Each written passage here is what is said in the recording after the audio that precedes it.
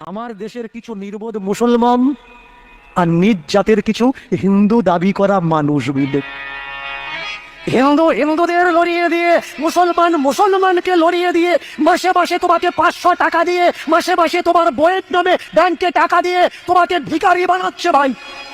তুমি বুঝতে পারছো না?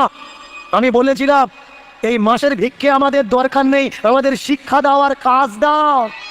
কাজ নেই কেন ভাই? তোমার ছেলেটা বিএ পাস করে ঘুরছে, সরকার ওকে ভিক্ষা দিচ্ছে কিন্তু কাজ দিচ্ছে। বাস্তব কোনটা? যারা ভগবানের নিয়ে তোমাকে লড়িয়ে দিচ্ছে মাথা ফাটাফাটি করো, এরা ভগবান মানে? এরা ভগবান মানে না। এরা মসজিদে গেলে টুপি পরবে, গির্জায় গেলে টাই কোট পরবে, এরা যদি গুরুদুয়ারা যায় মাথায় ফেট্টি বাঁধবে, যদি মন্দিরে যায় কপালে চন্দন লাগাবে। এরা যেখানে যায় সেই রূপ ধরে নেয়। আমার সমাজের মানুষ কবে বুঝবে ভাই? এই দেশে রাজনীতির দরকার না, শিক্ষার দরকার।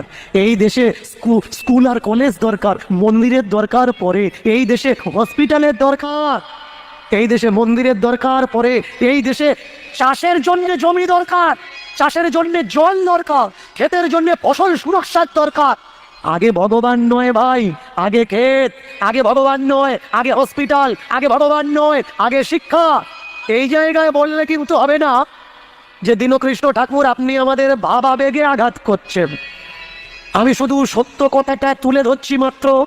যার গ্রহণ করার গ্রহণ করবেন, যার গ্রহণ করার না কথাটা এখানে ফেলে দিয়ে বাড়িতে চলে যাবেন। আর যদি মনে করেন বাড়িতে গেছেন, একটা দিন ঘুম বন্ধ করবেন আর চিন্তা করবেন দীনকৃষ্ণ ঠাকুর সত্যি কি অযৌক্তিক কথাগুলো বলল।